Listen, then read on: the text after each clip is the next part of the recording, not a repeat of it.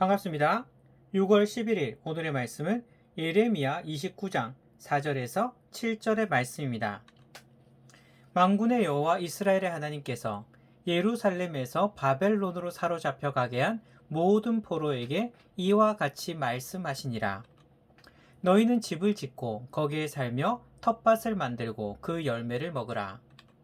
아내를 맞이하여 자녀를 낳으며 너희 아들이 아내를 맞이하며 너희 딸이 남편을 맞아 그들로 자녀를 낳게 하여 너희가 거기에서 번성하고 줄어들지 아니하게 하라.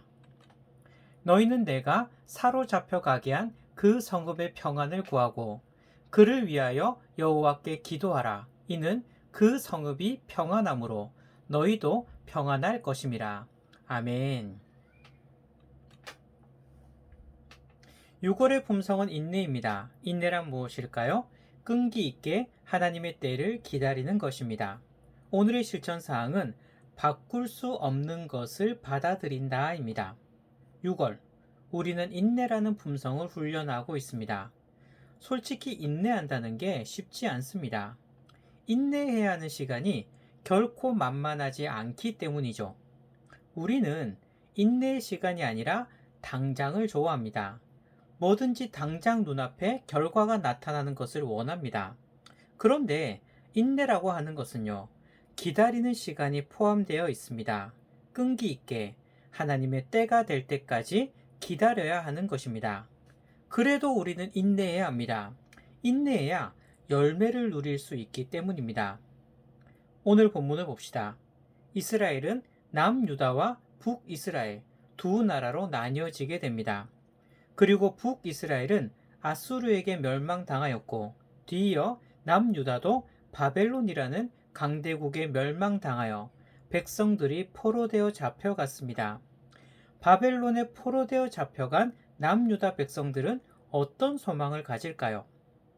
하루빨리 바벨론 포로에서 벗어나서 다시 고향으로 돌아가는 것이 그들의 소망일 것입니다.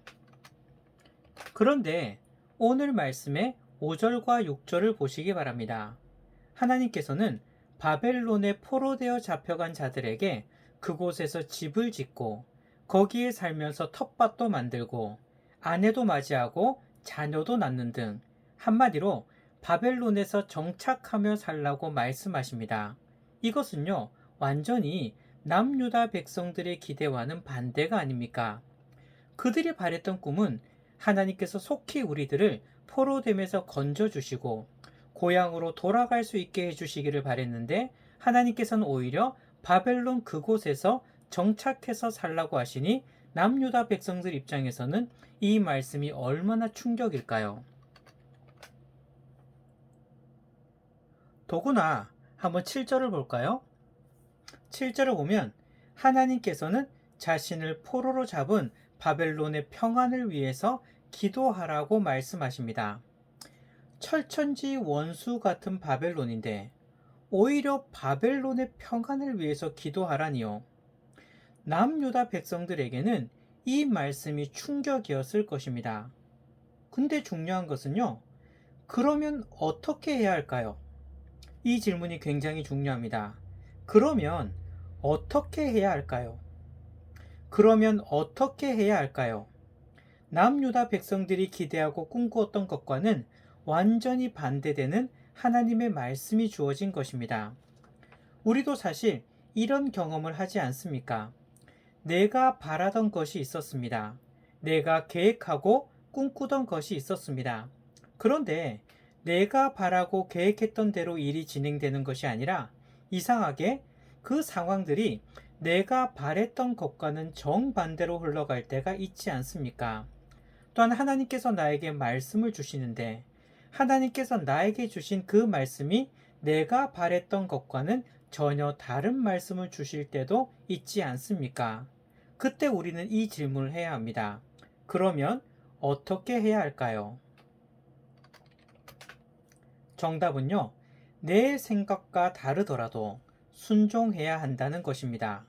내 생각과 다르기 때문에, 그리고 내가 바랬던 결과가 아니라서 순종하지 않는 것이 아니라 내 생각과 다르고 내가 원하지 않았던 결과라도 우리는 하나님의 말씀에 순종해야 한다는 것입니다.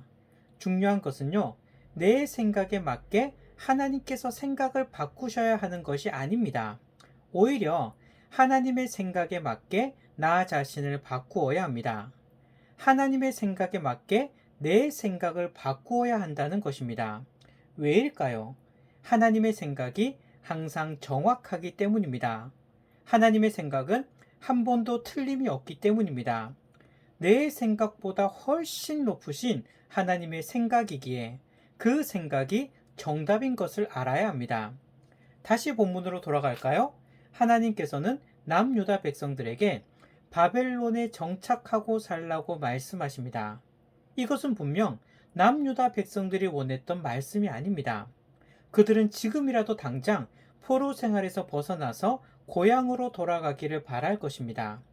하지만 하나님께서 이렇게 말씀하셨으면 하나님의 생각을 바꾸려고 하는 것이 아니라 그 말씀에 순종해야 하는 것입니다. 오늘 실천 사항을 보시기 바랍니다. 바꿀 수 없는 것을 받아들인다입니다.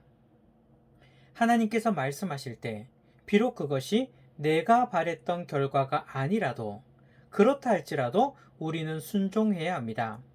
바꿀 수 없는 것에 대하여 불평하고 불순종하는 것이 아니라 받아들여야 합니다. 그런데 받아들인다는 게 잘못 생각하면 어쩔 수 없이 억지로 받아들이는 것처럼 그렇게 느껴집니다. 하지만 중요한 것은요, 억지로 받아들이는 것이 아니라는 것입니다. 하나님의 말씀에 순종할 때 억지로 순종하지 마시기 바랍니다. 기쁨으로 순종해야 하는 것입니다. 왜 그렇게 할 수 있을까요? 내 생각보다 훨씬 높으신 하나님의 생각이기에, 하나님의 생각은 항상 정확하시기에, 내가 바랬던 결과가 아니라도 하나님의 말씀이 정답이라는 믿음 속에서 우리는 기쁨으로 하나님의 말씀에 순종할 수 있는 것입니다. 하나님께서는 더 큰 계획이 있습니다. 10절을 보시기 바랍니다. 하나님께서 바벨론에서 정착하고 살라고 하셨지만 하나님은 그것이 끝이 아닙니다. 70년이 차면 포로된 유다 백성들을 70년이 차면 포로된 유다 백성들을 70년이 차면 포로된 남유다 백성들을 다시 돌이켜 주시겠다고 말씀하시는 것입니다.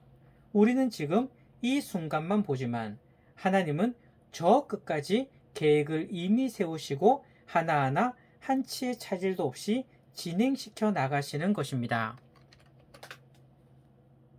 오늘의 실천 사항은 바꿀 수 없는 것을 받아들인다입니다.